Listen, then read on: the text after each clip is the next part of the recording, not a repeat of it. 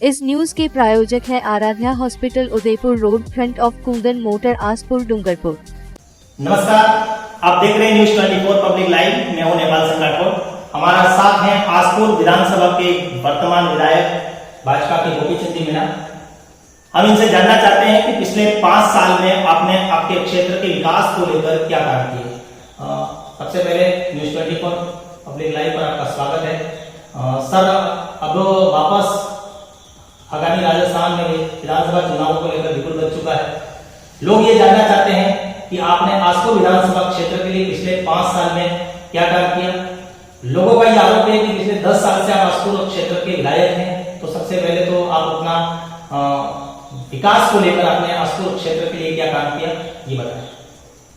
पहले तो मैं आपको धन्यवाद देता हूँ पब्लिक लाइव पुलिस को कि आपने मेरे से जो प्रश्न किया है, जो भी कहूँगा सच कहूँगा। हम विधानसभा में जाते हैं तो यही कहते हैं कि इस विधानसभा में जो प्रवेश करता है वो सत्य बोलता है, तो हम तो सत्य बोलना चाहते हैं। आपने मेरे से प्रश्न किया है कि 10 साल के अंतराल में आपने आसपुर विधानसभा क्षेत्र में क्या काम किया, जिसके बारे में बताऊंगा आपको कि सबसे पहला मेरा एक ही पर्पस था कि मेरे इस क्षेत्र में जितने किसान हैं वो कहीं की नहर से बिल्कुल पीड़ित हैं। जो नहर का काम जो था वो नहर सारी खुद हो गई थी, टूट चुकी थी। नहरों का नवीनीकरण करने के लिए मैंने पूरे क्षेत्र की बात को ले जाकर राजस्थान की सरकार के सदन में रखा। 119 करोड़ रुपए की स्वीकृति उस टाइम भारतीय जनता पार्टी का शासन था। वसुंधरा जी हमारे मुख्यमंत्री थे, उन्होंने मुझे प्राथमिकता दी और 119 करोड़ रुपया स्वीकृत करके स्टेप वाइज हर काम को नवीनीकरण करने का काम पहला ही हुआ। नंबर दो हमारा था कि ये पिछड़ा एरिया था, जनजाति बाहुल्य क्षेत्र, इसमें एक ही पंचायत समिति आसपुर थी। मैंने 2 पंचायत समितियां बनवाई, एक दोबड़ा में जो कि आज हमारे वहां पर 34 पंचायतें हैं, एक सावला में बनवाई, 2 पंचायत समिति बनवाई, 2 तहसील खुलवाई और एक नायब तहसील खुलवाई हमने बनवाया। ये तहसील और पंचायत समिति का काम है। नंबर 3, इस आसपुर विधानसभा क्षेत्र में जितना फ्लोराइड था, मैं कह सकता हूं पूरे एशिया में जितना फ्लोराइड नहीं था उतना फ्लोराइड हमारे इस क्षेत्र में था। इस बात को लेकर के बार बार मैंने जिक्र किया, तो मैं धन्यवाद देता हूं भारतीय जनता पार्टी के कार्यकाल में वसुंधरा जी को 365 करोड़ रुपए की स्वीकृति देकर के 151 गांवों को शुद्ध पेयजल देने का काम किया। आज जगह जगह टंकियां बन गई, पाइपलाइन डाल दी, तो पानी शुरू हो जाएगा। ये मैं नहीं कह रहा हूँ आज मिल गया हमको, लेकिन काम चालू है। वर्तमान की सरकार की लापरवाही की वजह से जितना काम होना चाहिए उनको बिल नहीं मिले, उनके ठेकेदार को पैसा नहीं मिला, जिसकी वजह से काम में डिले हुआ। तो ये काम 365 करोड़ रुपये मैंने सैंक्शन करा दिया, आज काम भी चल रहा है। फिर कह रहा हूँ तो बेणेश्वर धाम को विकास करने के लिए मैंने बेड़ा उठाया था, जबकि बेणेश्वर धाम हमारा जो था वो अनसेटलमेंट था, उसका कहीं नामो निशान नहीं था, न डूंगरपुर में था न बांसवाड़ा में था। इसको मैंने सेटलमेंट रेवेन्यू विलेज बनवाया। रेवेन्यू विलेज बनवाने के बाद में बेणेश्वर धाम का विकास के लिए मैंने उस टाइम में धन्यवाद देता हूँ सुंदरा जी को, हमारे नंदलाल जी मीणा साहब को, 28 करोड़ रुपए की स्वीकृति करके जितने ये घाट बने हैं, जो हमारे अस्थि विसर्जन के जो अस्थि जो हमारी वहाँ विसर्जन की जाती है, वो एक पैरोनामा बनवाया, एक वाल्मीकि भवन बनवाया 50 लाख का, इधर बलिराजा की भूमि पर हमने काम करवाया। ये काम जो है हमारे सारे इस कार्यकाल में 10 साल के अंतराल में हुए, इसके पहले कहीं पर भी कोई काम नहीं हुआ था। फिर कह रहा हूँ जितनी ये सड़कें बनवाई हमने, मेगा हाईवे जो है ये उदयपुर से हमारे बांसवाड़ा का वो सलोमर तक आकर के रुक गया, लेकिन वो हमारा काम एक बाकी रह गया। उस टाइम बार बार मैं विधानसभा में बोलता था कि मेरे विधानसभा क्षेत्र के अंदर कॉलेज नहीं है। ये मैंने विधानसभा में हर समय मुद्दा उठाया, तो मुख्यमंत्री जी ने हमारी बात को सुना, क्योंकि जनता की आवाज थी। इस क्षेत्र के जितने भी ट्राइबल्स के लोग थे, जिनकी ऐसी व्यवस्था नहीं है जो जाकर के उदयपुर, डूंगरपुर, बांसवाड़ा कहीं पड़े, तो हमने कॉलेज भी खुलवाया सावला के अंदर। ये काम हुआ। फिर मैं कहना चाहता हूँ कि इस क्षेत्र के अंदर हमने 3 पुल बनवाए, जो कि माही नदी पर 56 करोड़ का पुल बना करके बांसवाड़ा और डूंगरपुर को जोड़ा। इधर जो है जाखम नदी पर हमारे देवड़ा से इधर अनोड़िया को जोड़ा 24 करोड़ का एक फिर बीच में पुल बनाया था ये निठाव के सामने राटड़ी का 22 करोड़ का बनाया, ये 3 तो बड़े पुल ब्रिज बनवाए। और फिर कह रहा हूँ ये बेणेश्वर धाम का तो हमेशा टापू बन जाता था और यहाँ पर लोग जितने जाते थे दर्शनार्थी वो फंस जाते थे। तो ये बात हमारी बार बार हमने विधानसभा में रखी, तो वर्तमान की सरकार ने हमारी बात पर कहीं ना कहीं जरूर ध्यान दिया। जनता की आवाज थी कि धर्म की आस्था का केंद्र हमारे इस पूरे वागड़ अंचल का, तो वहां पर 131 करोड़ का पुल जो अभी बन रहा है। अब इतने सारे काम हम लोगों ने किए हैं। फिर कह रहा हूं मैंने तीनों पंचायत समिति में 10-10 करोड़ की ITI के ऑफिस खुलवाए, तीनों ऑफिस बन चुके हैं। अब सरकार उसमें ये जिनकी ट्रेनिंग कब चालू कराए, इनको कब प्रशिक्षित करे, ये सरकार के ऊपर डिपेंड करता है, लेकिन हमने इस काम को कराया।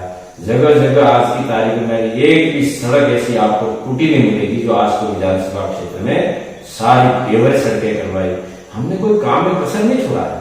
और फिर कह रहा हूं कि अभी जो है हमने 371 करोड़ रुपया स्वीकृत करके बेणेश्वर धाम से शुद्ध पेयजल एनीकट से पेयजल जो है हमारे कटारा क्षेत्र से लगा कर पूरी पंचायत समिति साबला की हर जगह पर शुद्ध पेयजल मिलेगा। टेंडर भी शायद खुल गया है, खुला नहीं मुझे पता नहीं, टेंडर लग गया था और अभी इस काम को चालू कर रहे हैं।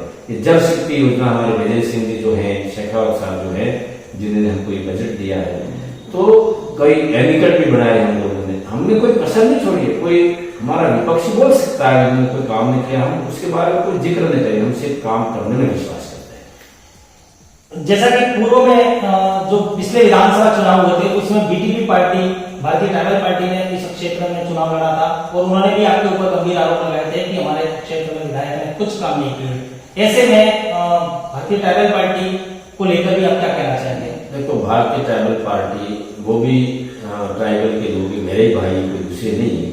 तो बिना हिसाब से आरोप प्रत्यारोप लगाना, कुछ नहीं हुआ ये तो नहीं कहना चाहिए। ये मैंने जो गिना है इसमें एक भी बात असत्य हो तो मैं इस्तीफा दूंगा उस पार्टी से, क्योंकि हम असत्य भाषा का प्रयोग नहीं करते हैं।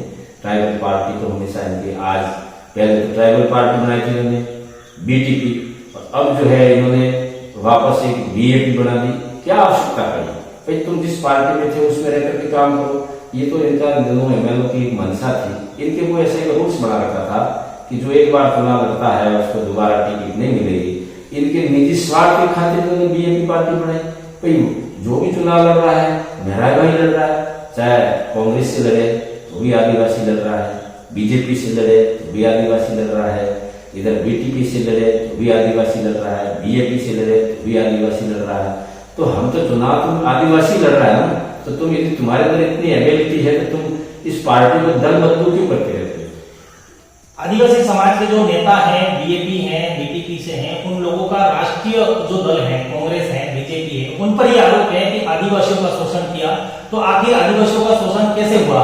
जब ट्राइबल क्षेत्र में सरपंच से लगाकर विधायक तक आदिवासी समाज के हैं, तो फिर आखिर इनका शोषण किसने किया? जब भी नई पार्टी या क्षेत्रीय पार्टियां मार्केट में आती है, वो मंच के माध्यम से सीधा एक ही बयान लगाती है कि हमारा शोषण हुआ। आखिर सरपंच से लगाकर, विधायक से लगाकर सांसद तक आदिवासी समाज का है, तो फिर आदिवासियों का शोषण किसने किया, उसको लेकर बताएं। देखो, इसके बारे में बताओ, ये तो जिनके छोटे दिमाग के लोग हैं, जो हमेशा हमारे समाज को भ्रमित करने का काम करते हैं। आज तक आदिवासी का शोषण, यदि देश आजाद नहीं हुआ था, उसके पहले हुआ होगा वो हम नहीं जानते। लेकिन मैं भी आज 60 साल की मेरी उम्र हो गई है, मैंने किसी के साथ ऐसा शोषण करता हुआ नहीं देखा, और किसी ने किया होगा तो उसको भी वर्तमान की सरकार हो चाहे पिछली सरकार, तो उसको पनिशमेंट भी दिया होगा। रही बात दूसरी, मैं तो धन्यवाद देता हूँ भैरव सिंह शेखावत साहब को, जो आज स्वर्ग में इनको भगवान स्थान दे। उन्होंने हमारे ट्राइबल्स मेल्ट के अंदर आरक्षण पद्धति लागू की, जो कि मेंबर से लगा करके सरपंच, पंचायत समिति सदस्य, प्रधान, प्रमुख, MLA, MP, हम जो चुनाव लड़े ना, वो यदि सरे जाता है वो भैरव सिंह शेखावत को जाता है और भारतीय जनता पार्टी को जाता है। आज हमारे लोग सब जनप्रतिनिधि बन रहे हैं, तो हम शोषण किसके साथ होने देंगे? ये सब जो लोग हमारे समाज को भटकाने का काम करते हैं, और आज वो हमेशा समाज में जाकर बोल देते हैं हम ये कर देंगे, वो कर देंगे। अरे भाई, आप हमारा जो कानून बना रखा है, हमारा संविधान जो बना रखा है, उस संविधान का संशोधन आप हम नहीं कर सकते, और संविधान को लांग करके कोई काम कर सकता है क्या? ये बोलते हैं हम 8वीं वाले को नौकरी दे देंगे, 10वीं वाले को नौकरी दे देंगे। हमारे जितने युवा जो पढ़ रहे हैं ना, जिन सबको भ्रमित कर रहे हैं, और भ्रमित करके इनका दिमाग जो है ना करके डाइवर्ट कर रहे हैं, और इनको पढ़ाई से वंचित करके एक नौकरी भी नहीं देंगे। इस प्रकार से ये करते हैं। मैं कहता हूँ तुम समाज को सुधारना चाहते हो, आप सभी जो है ना, तुम्हारे जितने कर्मचारी हैं, वो कर्मचारी जो हमारा गरीब तबके का व्यक्ति है, उसके घर में रिश्ता किया क्योंकि इन लोगों ने आज तक वो ये देखते हैं हमारे लेवल का कौन पढ़ा लिखा है। हमारा आदमी हम टीचर है तो वो कोई गवर्नमेंट कर्मचारी के घर पे मतलब रिश्ता करता है।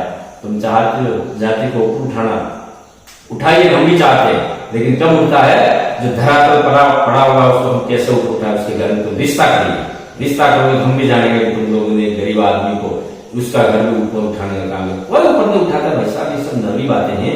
ये तो सरकार जो चाहेगी ना तब जाते ऊपर उठ सकते हैं। हमारे यहाँ पर 200 सीटें विधानसभा में, 200 सीट में मात्र हमारे 24 सीटें एसटी की हैं।